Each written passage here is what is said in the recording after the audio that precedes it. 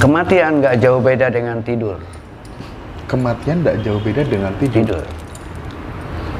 Kalau tidur itu hanya istirahat untuk tubuh, kematian adalah istirahat untuk jiwa. Setelah tidur pasti bangun lagi. Pasti bangun lagi. Iya. Di wadah yang baru. Iya. Di tempat yang baru. Yang tempat yang baru pun bukan sesuatu yang lain. Karena seperti yang bilang tadi, tubuh dan jiwa itu satu. Yang disebut karma itu adalah ketika kita ingin dibalas. Wow. Ketika kita ikhlas, itulah yang namanya dharma. Jangan orang Hindu seringkali memahami karma itu ada dua, baik buruk. Enggak, karma itu buruk semua. Kalau dharma itu benar-benar ikhlas ya. Dan orang Hindu juga sering beranggapan bahwa orang yang sudah moksa tidak reinkarnasi lagi. Reinkarnasi akan terus berjalan sampai kapanpun, sekalipun orang itu sudah moksa.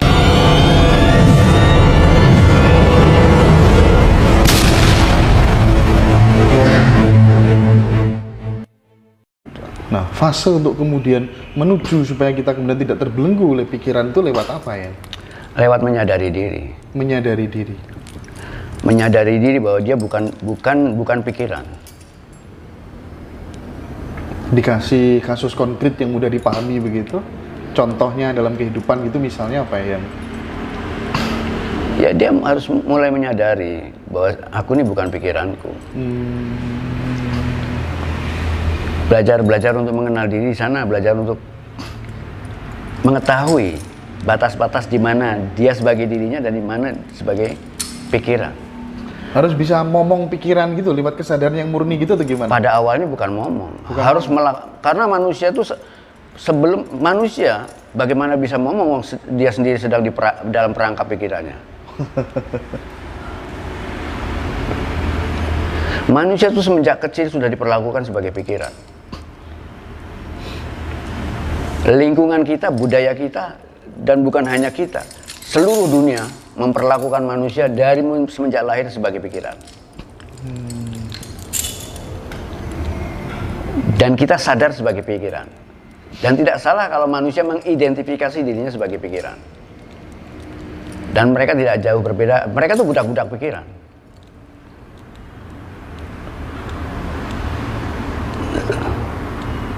Maka bagaimana kita keluar dari pikiran?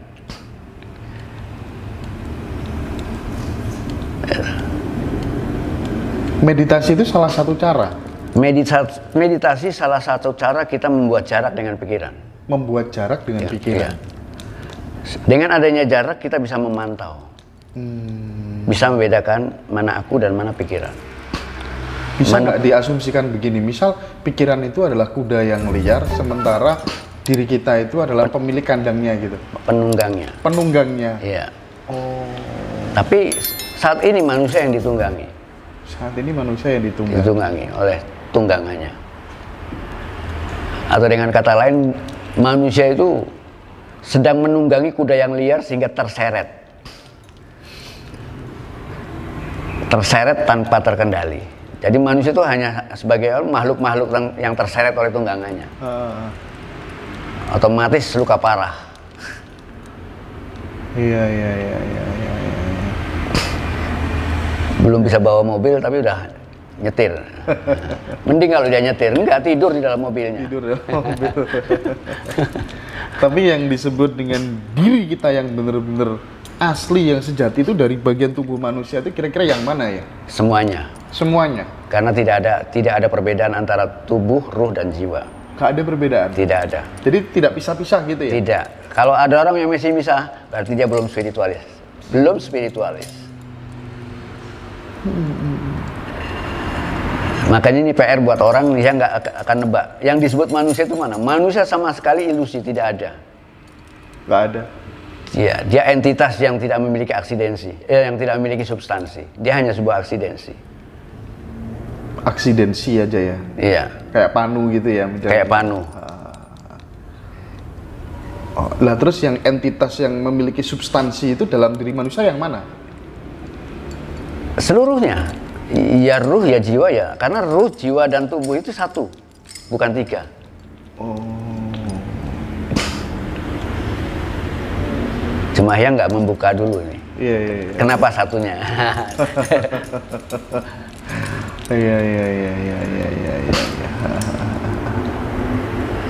Entitas terkecil itu barangkali yang disebut dengan Tuhan. Sumber dari entitas-entitas yang ada itu dalam diri manusia. Yang paling nyata tuh Tuhan itu sendiri. Manusia nggak ada. Manusia itu hanya panu itu tadi. Ilusi. Iya, ya. Hanya aksidensi, dia nggak ada. Dia tidak memiliki sumber. Tidak bersumber dari Tuhan juga. Manusia itu bersumber dari pikirannya sendiri. Bahkan bukan pikiran yang asli, dia bersumber dari kecerdasan artifisialnya, kecerdasan.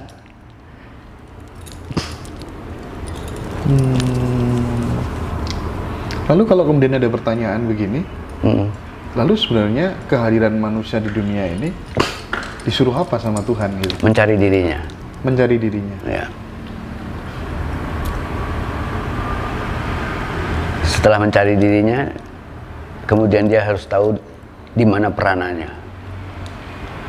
Apakah harus selalu dibimbing manusia untuk ketemu dua hal itu? Manusia yang lain? Atau dia bisa dibimbing oleh Tuhan? Bisa dibimbing Tuhan? Iya. Tapi harus temui Tuhan. Oh, harus? Nemui Tuhan. Nemui Tuhan. Tapi kan menemui Tuhan itu nggak ada pakem yang jelas gitu. Ada pakemnya. Ada. Salah satu pakemnya apa ya? Ya mungkin sampai bisa mencoba untuk memahami yang disebut syahadat, itu salah satunya. Syahadat ya, syahadat. Aku bersaksi.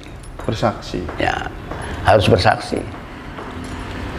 Kalau bersaksi tapi nggak ada yang disaksikan, namanya bukan bersaksi. Iya, saksi palsu dia. Iya. Ngaku-ngaku saksi, menyaksikan aja. Nah, ketika zamannya Rasul, orang bisa bersaksi karena ada Muhammad. Oke. Muhammad masih hidup. Sekarang sudah nggak ada. Nggak ada, terus bagaimana bersaksinya? Nah, itu masalahnya. Apakah kemudian cukup kita menyaksikan eksistensi diri kita? Nggak cukup, karena setiap zaman ada perwujudannya. Tuhan tidak akan mentelantarkan, karena Tuhan itu sendiri juga ingin dikenal. Tapi Tuhan tidak akan memperkenalkan dirinya, karena Tuhan memperkenalkan dirinya akan sia-sia. Karena manusia selalu minta bukti. Apa buktinya kalau kamu Tuhan?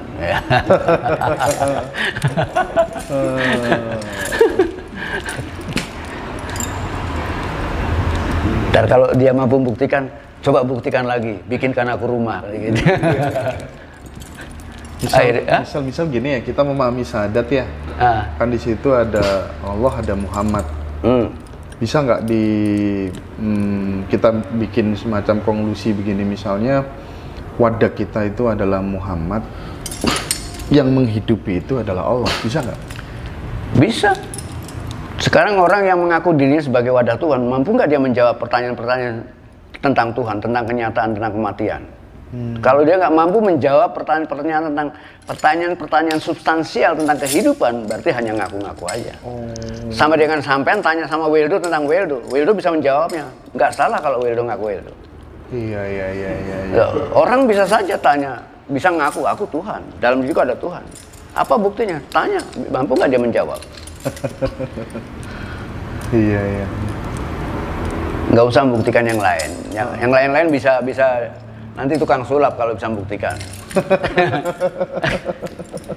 Iya kan? Iya. Kalau membuktikan di zaman ini udah banyak trik ya. Wah, itu sulap. Sulit membuktikan di mana, apalagi di medsos. Semua bisa diatur. Kalau menurut yang Wildo sih, penting mana sih dunia sama akhirat itu? Apa bedanya? Kalau sampean percaya dengan hal yang tauhid, bahwa kenyataan itu hanya satu, tidak ada duanya. Kenyataan itu hanya satu, iya, tidak ada duanya. Apa bedanya hari ini dan besok? Sama. Besok kalau kita alami ya hari ini juga. Besok kita sadari hanya sebagai gagasan saat ini. Ini penting sekali. Lagi-lagi tentang Kalau teman-teman di Hindu kan percaya reinkarnasi, teman-teman di ajaran kejawen juga sama, percaya itu, etis segala macam. Gitu. Saya bingungnya gini, ketika kemudian ini kita sudah mati nih, keluar lah, ada bahasanya sukma yang keluar, roh yang keluar bagaimana? Nah itu katanya kan dia akan hidup kembali menjadi manusia, cari wadah yang baru. Nah ketika sudah dapat wadah yang baru, terus yang ditinggal mati itu masih ngirimin doa. Nah itu nyampeknya kemana, kan dia sudah dapat wadah yang baru gitu. Ya, dan lagi persoalan doa mendoakan hanya di tingkat agama. Itu hanya memberikan pelajaran pada anak-anak bagaimana seharusnya kita menghormati orang yang pernah berjasa. Gitu ya. Karena dalam kehidupan hukum yang berlaku dalam kehidupan itu hukum karma. Hukum karma.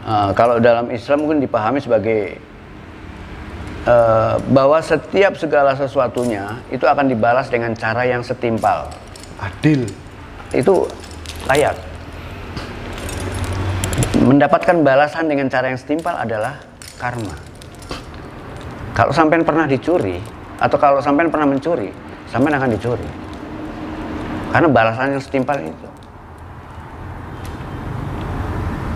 Yang menentukan itu semua ya perbuatan kita sendiri. Kita sendiri. Semua yang ada di alam semesta ini sudah ada ketentuan.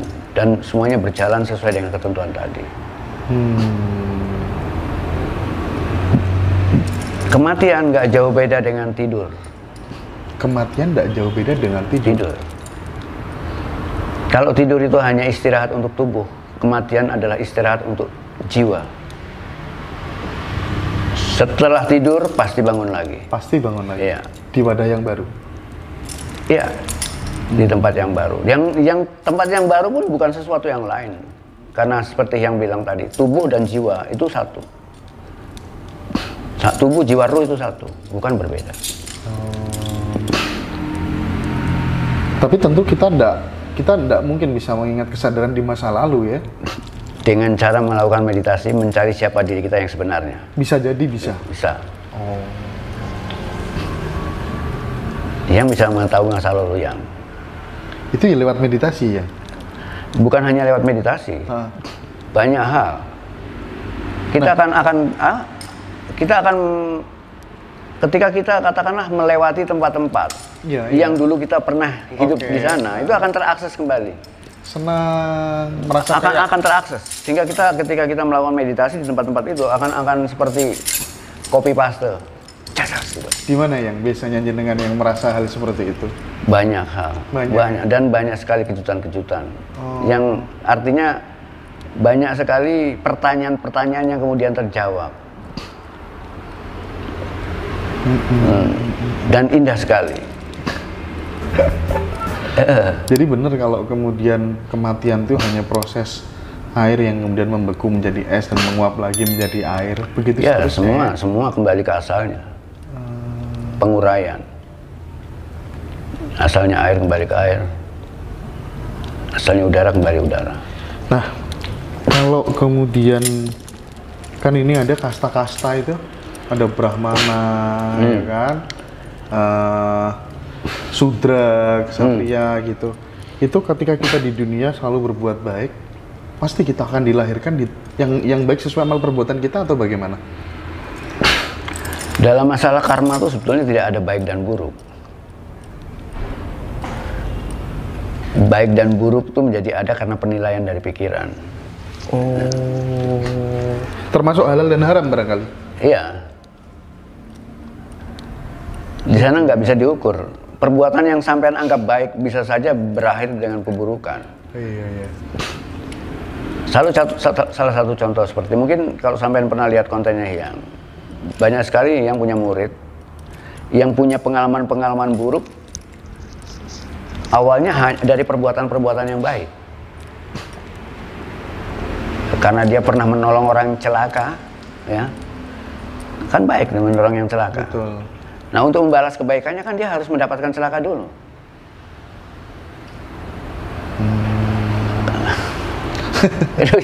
Iya. Kan setimpal.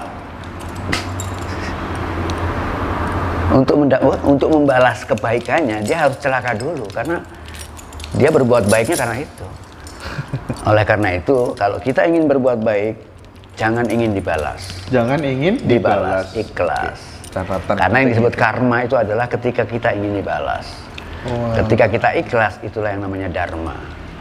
Jangan orang Hindu seringkali memahami karma itu ada dua, baik buruk. Enggak, karma itu buruk semua.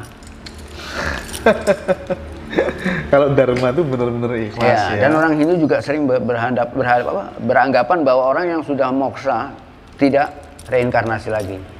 Reinkarnasi akan terus berjalan sampai kapanpun, sekalipun orang itu sudah moksa. Yang disebut moksa bukan bebas dari kelahiran. Yang disebut moksa adalah bebas dari keterikatan-keterikatan. Bebas dari keterikatan. Bukan bebas dari kelahiran kembali. Bukan. Bisa jadi orang yang moksa tetap dia akan lahir kembali. Okay. Sebagaimana nabi-nabi itu orang-orang yang bebas dari keterikatan, tapi dia akan terus dilahirkan. Tapi tidak logis juga, meskipun mereka sudah bebas dari keterikatan, terus kemudian kita berharap syafaat dari orang-orang itu. Gimana coba? Logis gak sebagai manusia berspiritual dengan berharap minta ditolong sama orang yang dianggap lebih suci kira-kira? Gimana? Syafaat itu mas? Yang dimaksud diminta syafaat nabi misalnya. Kita minta ya syafaat. Karena nabi saat itu sebagai penghubung. Kan sekarang sudah nggak ada. Iya, oleh karena itu carilah penghubung yang baru. Selanjutnya gantinya gitu maksudnya. Ya yang masih hidup. Iya aja. Oke. Karena itu sebagai pewaris ya Yang ya. Iya, karena dia ya sama seperti kalau sampean mau telepon tanpa satelit gimana? Bener. Sekalipun teleponnya sampean canggih, kalau satelitnya sinyalnya rendah gimana? Nggak bisa berhubungan. Sekalipun satelit itu ada di luar sistem kita, tapi dia sangat penting buat keberadaan kita. Iya. Karena fungsi nabi hanya sebagai satelit. Penghubung, bukan yang dihubungi. Nah, dalam menjalani fase kehidupan itu terkadang kita beranggapan bahwa yang menentukan takdir, nasib itu ternyata Allah katanya. Tapi sebatas yang saya yakini gitu, yang menentukan nasibnya manusia itu ya manusianya sendiri. Gimana Yang? Memang betul. Bahkan yang membuat hukum pun manusia terhadap dirinya.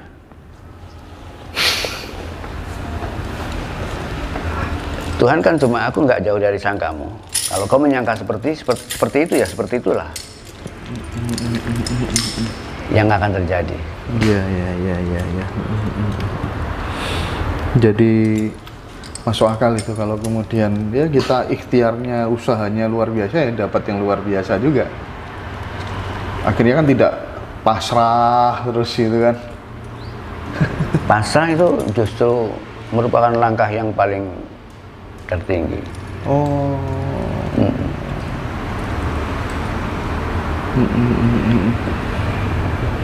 Nah ini banyak orang yang tidak memahami pasrah. Ya mungkin lain kali bisa. Geng.